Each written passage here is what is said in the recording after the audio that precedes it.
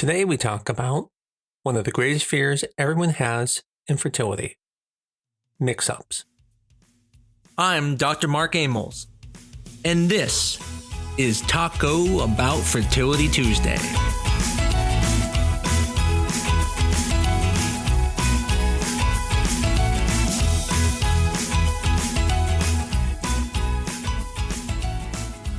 Although very rare, every once in a while, a story will break about IVF baby going home with the wrong family. So today, we're going to talk about how rare that is and how clinics actually prevent it from happening, and how science can now prove those embryos are yours. So let's be honest. For an IVF patient, getting the wrong embryo is probably the greatest fear there can be. Not will it work, but is it mine? When you hear about an embryo mix-up, it hits you emotionally because this isn't just a lab error, it's someone's child. And here's the good news.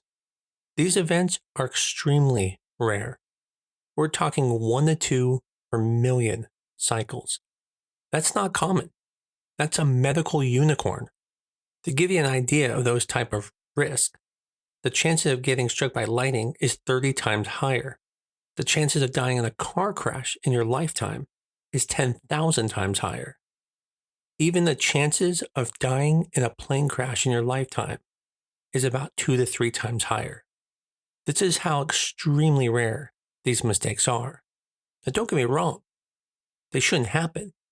And what we're going to talk about is, why do they not happen? Why is it so safe?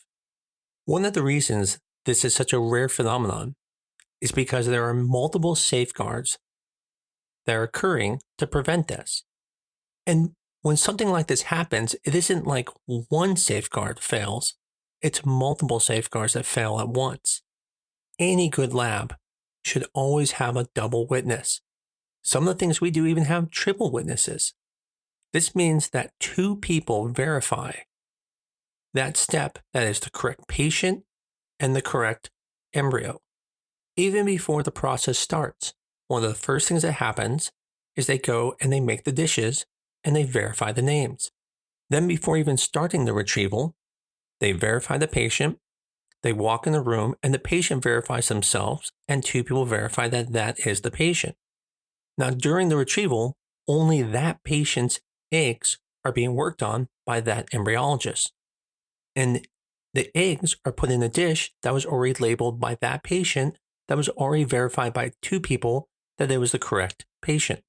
Now, during the egg retrieval, the sperm is being processed.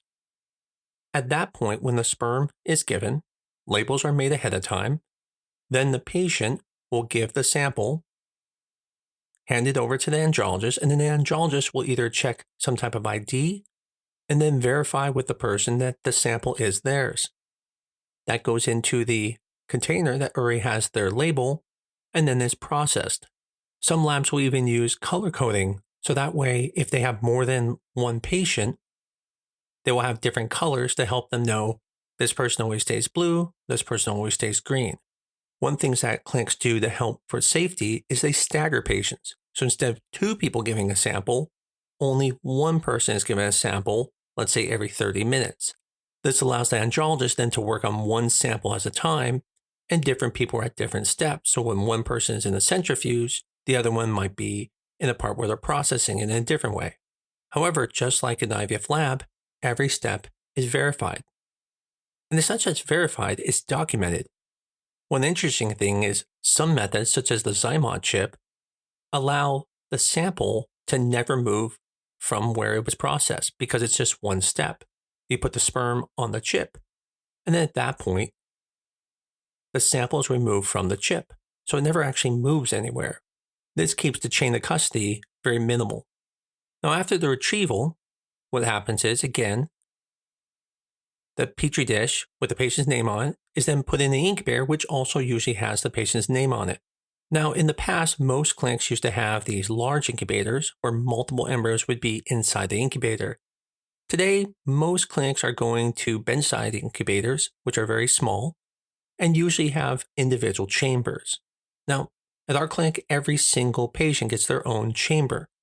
No patients share a chamber. Now, it doesn't make it wrong if they do, but it's just important to understand that as time has progressed and the technology has got better, it does make it a bit safer when you can take an embryo from a station where only that patient's at, versus in the past with the large incubators, you'd have to find the person in a bunch petri dishes and make sure you have the right one. The checks are still the same. Still, 2 people should verify it, regardless if they have their own incubator. But like a lot of things I'm going to talk in this podcast, there are things that help. But just because they don't do it doesn't make it unsafe. The next day, when they check for fertilization, again, they'll verify the incubator, take out the petri dish, verify fertilization, and then put it back. This whole time, it's being verified again by 2 people. Now, some clinics here may just have the embryos grow out to day 5 and never check the embryos again. Some may take it out on day 3, and again, the same thing is going to happen. It's going to be verified by at least 2 people. Every step of the way, all of this is being documented. And it's not just the embryos are being verified. Every order is also being verified. Now, eventually, either the embryo is going to be transferred or it's going to be frozen. Now, most programs are going to be freezing at this point. And so what happens again is 2 people verify. Special stickers are made to put on the devices for freezing, which are also verified having the patient's name, date of birth, and the cycle date and the embryo number. Then this frozen straw is then put in a tank with a canister number, usually has a tab color on it, and sometimes even the straw has its own color. All these things are put there to help identify in the future when they go to get this straw. Everything down to the media is documented, even to the lot number. Now, eventually, you're going to do a transfer. And if it's a frozen embryo transfer, then there's a lot of steps that need to happen. First, you're going to have at least 2 witnesses verifying the physician order, that the order is correct. Then you're going to have 2 people verifying that the straw was picked is the correct straw. Then you're going to verify that the straw and the dish match each other, which you then are thawing the embryo into. Then you're going to verify the patient name and the straw once the patient's in the room. And then at our clinic, again, as they come into the room, they'll verify again one more time with the patient, saying it out loud, which embryo and to which patient is being transferred. Even when the patient comes in the room, we verify the patient with both a medical assistant or nurse as well as the embryologist. And then again, before even bringing the embryo in the room, another check is done verifying the correct dish and patient. So as you can see, at every step, identity is checked. So for a mix-up to occur, several people, several systems, and several moments have to all fail at the same time. So what is the reason for failure then? Well, because we're humans, and humans sometimes can make mistakes. If you look at something 1,000 times, eventually sometimes you might just misread something because you're human. This is the reason for the second check. And yes, if someone doesn't do that second check, you can see how something could go wrong. If someone doesn't recognize that the straw color was wrong because there wasn't a second check, something can go wrong. But as I mentioned, it is extremely rare. There's been about 25 recorded cases of this in about 12 million live births from IVF. So as you can see, it's a very small number, 1 to 2 per million. And as I mentioned, things are getting even better because with time, there's a lot of stuff that has happened that's improved it. For example, labeling has got easier. Instead of handwritten labels, now people can use special stickers that go on them that are easier to read. There's new things such as electronic witnessing, which we'll go into a few minutes here, and also DNA testing. You can actually now test the embryos to make sure the embryo matches your DNA fingerprint. Now, in the end, still nothing is perfect.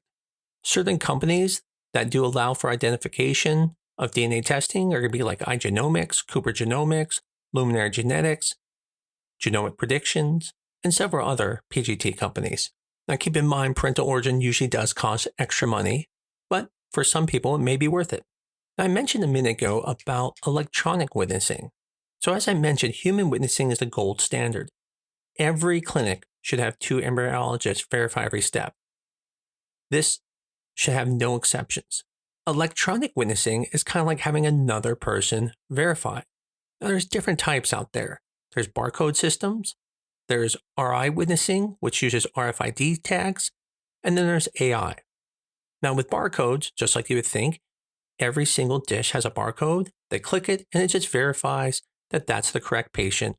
The same thing with RFID tags. What it does is it has a little tag on it, and as it gets close to the center, it verifies that's the right patient, and then the person verifies, yep, that's the correct patient. Now, AI is very early and still in the experimental stages, but basically it's watching and monitoring and looking for pattern recognitions and seeing if anything is going wrong. So if it sees someone, let's say, take a dish and then doesn't put the dish back and use it again, it would say something. But again, this is extremely new. It's not really being used anywhere as a major form to prevent mix-ups.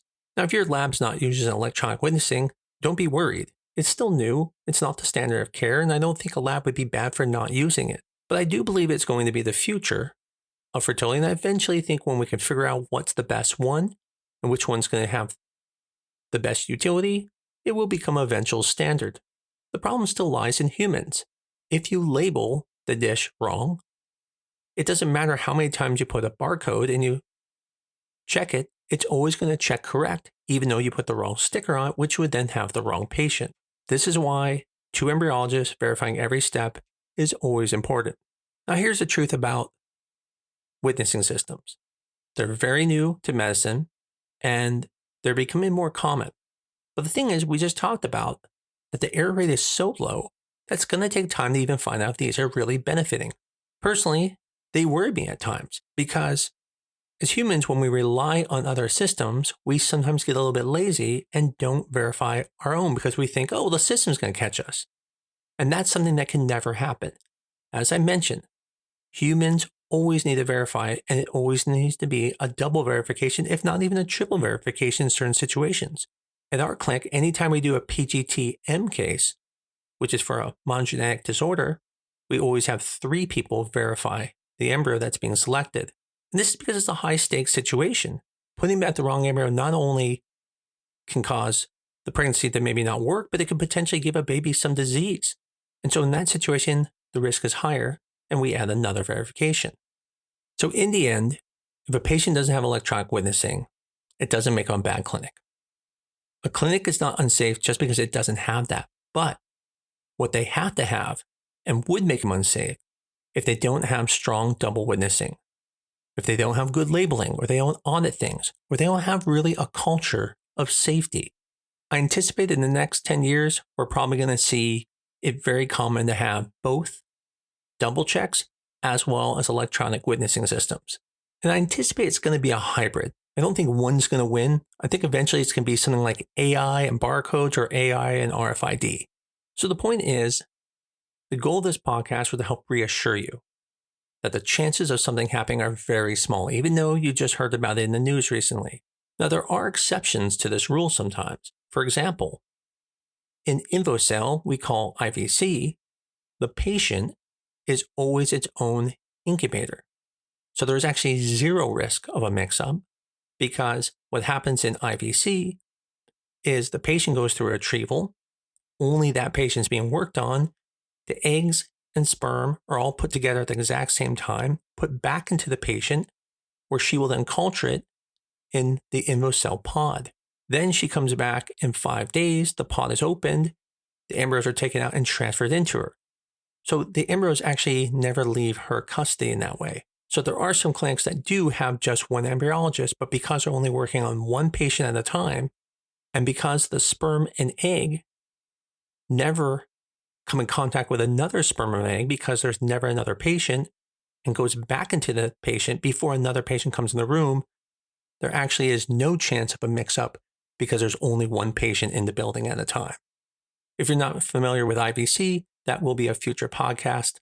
I did think it was important to at least bring up because there are some clinics that only have one embryologist in that situation, but they really don't need 2 because there cannot be a mix-up since there is never another patient.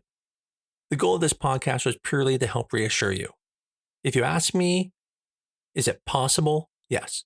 I'm never going to tell someone there is 0 risk, but what I can tell you is that we tried to make it near 0, and it technically is near 0. As I mentioned in the beginning, the chances of this actually happening, of a mix-up embryo, is about 1 to 2 per million. And I'm not even talking about cycles, 1 to 2 per million births from IVF.